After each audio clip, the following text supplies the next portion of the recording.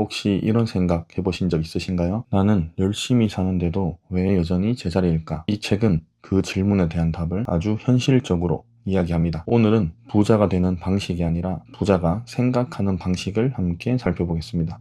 평범한 물리치료사에서 경제적 자유를 이뤄낸 한 사람이 아들에게 남긴 부자의 생각 방식을 이야기해보려 합니다. 천국의 문이라는 흥미로운 이야기로 부자의 언어 책 시작하겠습니다.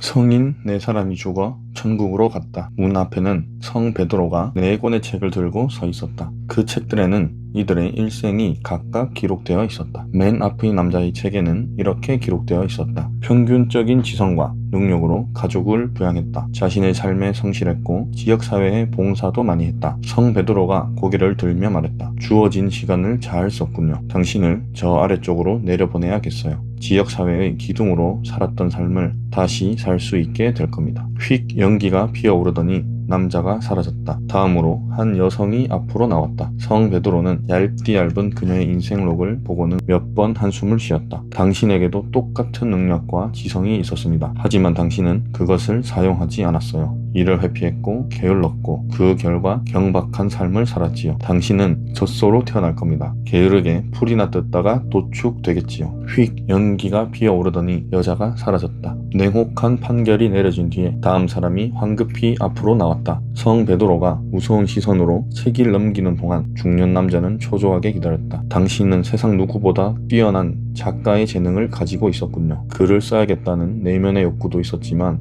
술에 절어 살았지요. 돈을 번 것보다 더 많이 썼고 월급의 노예가 될 수밖에 없었네요. 당신 스스로를 월급의 노예로 만들었으니 당신은 황소로 태어나게 하겠습니다. 뜨거운 태양 아래서 쟁기질이나 하면 됩니다. 거기선 재능이 필요하지 않을 겁니다. 휙 연기가 피어오르더니 남자가 사라졌다. 마지막으로 남은 여자가 한 걸음 앞으로 나왔다. 성 베드로는 그녀에게 호기심을 숨기지 않고 그녀를 살펴보았다. 당신은 세심하게 시간을 사용했고 인생의 풍랑을 견뎌냈군요. 자신의 가치관을 찾았고 내면의 목소리를 따랐군요. 지상의 천사로 보내어 당신의 영향력이 미치게 할 겁니다. 휙 연기와 함께 여자가 사라졌다. 이 이야기에서는 심판의 날이 있다면 시간을 어떻게 사용했느냐가 우리가 받게 될 질문일 것이라고 말하고 있습니다. 부자가 되기 위해서 무조건 갖추어야 할 요소, 시간 관리. 현재 우리의 모습은 과거 우리가 보낸 시간의 결과물인 것처럼 미래의 우리를 위해 현재의 시간을 더 알차게 써야 한다고 작가는 이야기합니다. 시간 관리는 태양과 같다.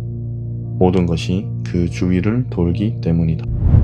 제대로 된 일을 하는 것이 아무 일을 제대로 하는 것보다 훨씬 중요하다. 피터 드러커. 계속 바쁘게 일하는데 원하는 성과가 나지 않는다면 시간을 더 효율적으로 쓰기 위한 행동의 전환을 만들어야 한다고 저자는 이야기합니다. 만약 이 영상을 보시는 분들 중에 부자가 되면 좋고 열심히 일하면 부자가 되는 건 알겠는데 근데 나는 목표가 없는데 하고 생각하시는 분들이 계실 겁니다. 제가 그랬었거든요. 저는 뚜렷한 목표가 없이 그저 현재 상황보다 조금 더 나아지면 좋겠다 정도의 바람만 가지고 있었습니다. 그러던 제가 인생 전환 방법을 알게 되고는 목표가 뚜렷하게 생겼고 지금 이 영상을 만들고 있습니다. 인생 전환 방법 궁금하시죠? 지금 소개해드리겠습니다. 나는 성공을 위해 행동을 바꾸었다. 혼자 명상하는 시간을 가졌으며 술과 유흥을 끊었고 긍정적인 태도를 유지했고 매일 운동을 했다. 식단을 철저히 관리했고 돈과 관련된 목표를 종이에 쓰고 칠판에 목표를 붙여두었다. 내가 원하는 장면을 이미지화했다. 내뱉은 말은 꼭 지켰다. 운전하는 동안 오디오북으로 자기계발서를 들었고 하루에 계획을 세웠고 일하는 시간을 늘렸다. 가족과 함께 시간을 보냈고 일하지 않는 시간에는 내 몸과 마음을 재충전했다. 작가가 추천하는 이 방법은 큰 돈이 필요하거나 특정한 장소에 가지 않아도 우리가 지금 당장 할 수 있는 행동들입니다.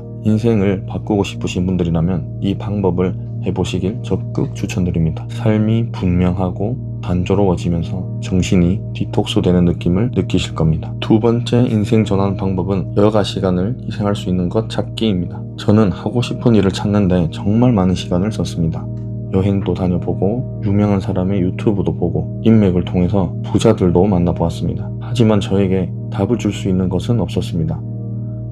이거는 내 스스로 답을 내려야 하구나 깨닫게 되었고 이 책을 읽게 되었습니다. 특별한 삶은 여가 시간을 희생시키지만 평범한 삶은 소중한 꿈을 희생시킨다. 기꺼이 여가 시간을 희생하는 것.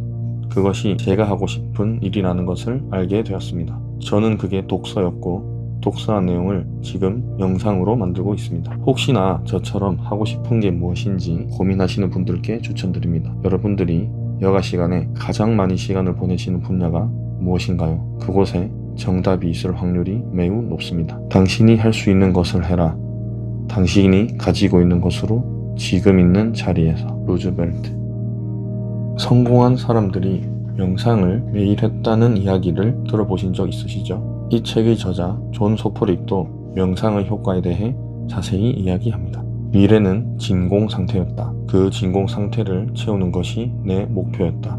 그걸 이루기 위해 매일 조용히 있을 수 있는 장소를 골라 목표를 깊이 숙고하며 정신을 수양했다. 미래는 진공 상태였다. 이 한 문장이 저에게는 엄청난 충격이었습니다. 저는 미래를 상상할 때 항상 현재와 연장선상에서 생각을 했었습니다. 회사 진급, 적당한 급여 상승, 현재와 크게 달라질 것 없는 제 미래를 마음속에 품고 살았던 것이죠. 그러면서 말로는 부자가 될 것이라고 하고 다녔으니까 생각과 말이 일치가 되지 않았던 것입니다. 삶이 불안하고 힘들고 이 어둠이 언제 끝날지 걱정인 분들이 계시다면 오늘부터 저와 함께 긍정적인 것들로 진공 상태를 채워보시는 건 어떨까요? 미래는 우리가 원하는 대로 만들 수 있습니다. 미래는 진공 상태이기 때문이죠. 짐이 가볍기를 기대하지 마라. 등이 더 튼튼해지길 기원하라. 우리가 부의 정원을 일구어가는 과정에서 도전들은 언제나 생겨난다. 쉬운 삶을 기대하지 마라. 강한 사람이 되길 기원해라. 행복은 문제없는 삶이 아니라 문제를 극복하는 삶에 있다. 이 문장을 듣고 떠오르는 스포츠 선수가 있으신가요? 저는 이 구절을 읽는 동안 김연아 선수의 유명한 영상이 계속 생각났습니다. 운동하기 싫을 때는 어떻게 하냐는 질문에 뭘 어떻게 해요? 그냥 하는 거지 하고 대답하는 영상이 있습니다. 작가는 우리가 어떤 일에 대한 두려움 앞에서 우리가 하는 선택은 미루는 것이 대부분이라고 합니다. 못하겠다고 포기하는 순간 나 자신이 무너질 것을 잘 알기에 언젠가라는 단어로 계속 미루고 있다고 작가는 이야기합니다. 나는 꿈을 이루지 못할 거야 라고 말하는 사람은 거의 없다. 언젠가 하겠지 라며 꿈을 향해 나아가는 일을 미루며 스스로를 기만한다. 김연아 선수처럼 때로는 심플하게 역경을 이겨내보시는 건 어떨까요? 사람들 대부분은 1년 안에 자신이 할 수 있는 일을 과대평가한다. 반면 자신이 10년 안에 할 수 있는 일은 과소평가한다. 이 책의 저자는 성공의 기준을 5년으로 계획하라고 이야기합니다. 작가의 말을 잠시 들어보시죠. 5년은 현재 상태에서 계획을 세우기에 가장 먼 미래다. 모든 걸 변화시킬 수 있을 만큼 충분히 길고 견뎌내기에는 충분히 짧은 시간이기도 하다. 그렇다면 무엇부터 해야 할까? 아직 뭘 할지 모르겠다면 그걸 생각하는데 가장 많은 시간을 써야 한다. 매일 고독하게 앉아있는 시간을 가져라. 생각을 정리하고 내면의 목소리를 듣고 침묵 속에서 내가 원하는 것들에 집중해야 한다. 초점을 좁히지 못한다면 평범하고 시끄러운 나날들을 보내면서 내가 가진 잠재력을 영원히 흘려보내게 된다. 저 역시 매일 밤마다 불을 끄고 내가 5년 뒤에 될 수 있는 많은 것들을 상상해 보았습니다. 회사에서의 특진, 아니면 현재 상태를 유지하기, 이민 가서 새로운 나라에 살아보기, 카페를 창업해서 손님들과 대화하기, 아니면 요즘 많이 하는 유튜브 하기, 유튜브의 구독자들과 만나서 대화하기. 아, 이거다. 나는 책 읽는 걸 좋아하고 사람과 대화하는 걸 좋아하는데 유튜브 구독자들과 책에 관한 내용을 만나서 이야기하면 얼마나 행복할까. 이 생각이 머리에 들어오고 나서는 자기를 개발서에 나오는 끌어당김의 법칙, 생생하게 상상하기 이런 것들이 모두 자연스럽게 되더라고요. 그 법칙이 효과가 있냐 없냐를 따지기 전에 지니의 램프 같은 그 법칙에 내가 명확하게 바라는 것이 있냐, 그게 먼저입니다. 그것이 생긴다면 누가 시키지 않아도 스스로 하고 계실 겁니다. 실행 목표를 눈에 보이는 곳에 적어두고 매일의 실행 계획을 한번 적어보세요. 성공한 사람의 마음가짐으로 매일을 산다면 언젠간 성공한 사람들이 내 친구가 되어 있지 않을까요?